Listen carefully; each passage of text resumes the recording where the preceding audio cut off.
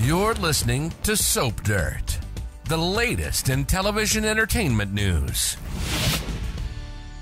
Hey there, Y&R fans. It's Belinda from Soap Dirt, and I have got your Y&R episode for Thursday, July 27th, 2023. This is Season 50, Episode 209.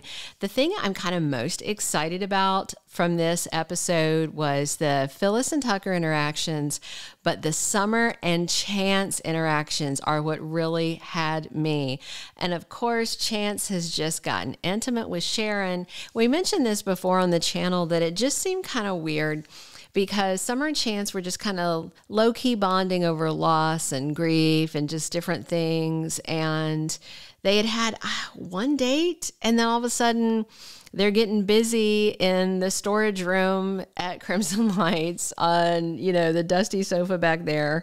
I'm not sure if safe sex means you're using a coffee filter or what, but the promos for that, or the official spoilers, called it Making Love. It's not making love if it's in a supply closet. I'm sorry. It's something else entirely. But nonetheless, I'm still feeling this Summer and Chance vibe, and they have two run-ins on Thursday that further convince me that Y&R is going to pivot with Chance and pair him with Summer. So we're going to talk about what happens on Thursday between them and see if you guys feel the same way. Definitely drop us some comments. We read them all. We love them. All right, before we dig in, if you haven't already, please click that subscribe button so you don't miss any of our Y&R updates. If you click the bell, you get a notification when there's a new video. So Summer and Chance, two run-ins, both with a definite vibe to my eyes anyway. The first time is right after she runs into Kyle at the park, and she's kind of talking to Kyle about Harrison and stuff. Audra walks up on him. The ladies start bickering. Summer's trash talking Audra. Audra's not impressed. Summer says Kyle is ruining his life. Audra snarks back, and then Summer walks off annoyed and heads over to Crimson Light. She's in a mood when she walks in there. Understandably, her frown has turned her day upside down. She runs into Chance, and there was just chemistry crackling to me, even though, he's just been with Sharon. He notices her bad mood. He sympathizes. He talks about a bad mood he was in. And then he reaches out and he puts his hands on her face and he lifts her mouth up into a smile, turns her frown upside down into a smile. It's sweet, but it's also kind of intimate. I mean, you don't put your hands on the face of someone that's not in your family or that you're not dating or married to, right? Touching people's faces like that seems very cozy to me. And he also told her he's there to cheer her up anytime, which is very interesting. And then there was a second Chance and Summer run-in, and the second time was in Chancellor Park, and she was fussing some more about what she's going through with Kyle, and he says the only way out is forward, the only way out is through.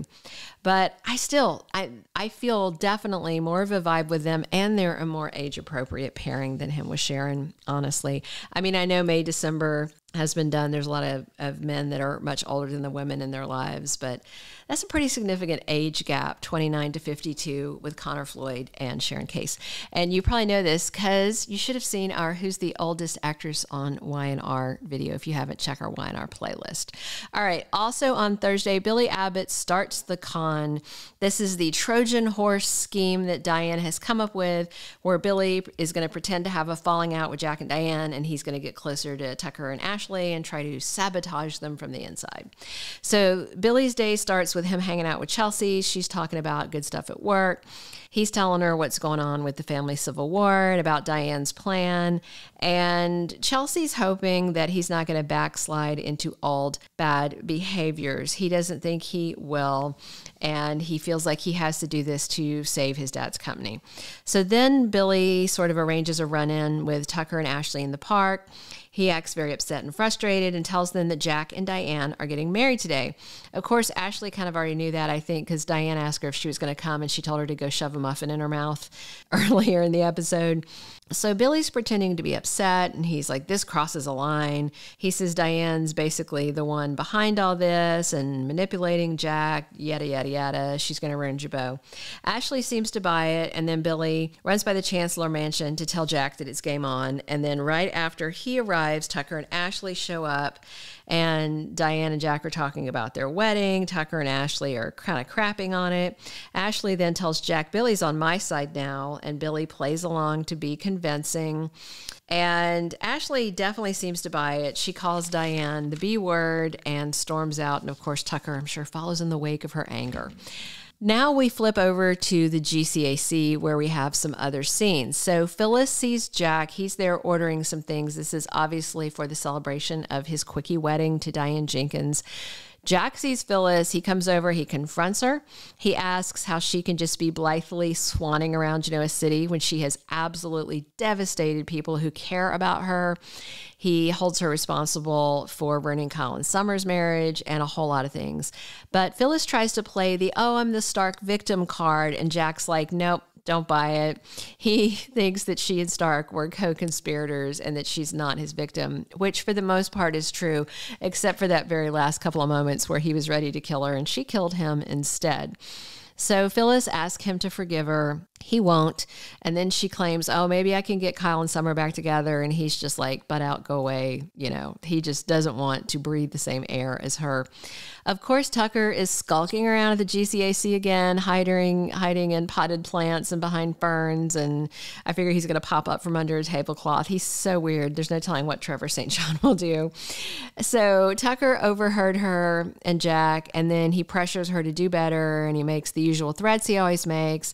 And she's like, look, even if Jack forgives me, you don't know that Diane is going to, break things off or it's going to blow up their relationship. And she's just trying to make him see reason that his plan is not going to work out. But he's not going to give up yet, and he exits to go scheme somewhere else. We also see Phyllis talking to Lauren at the GCAC. They have a run-in, and Lauren chews out her bestie. She chews her a new one, but then they hug it out, and Lauren keeps telling her, Phyllis, you need to do what Heather says. Michael put her on the case for a reason. Trust your lawyer. Listen to your lawyer.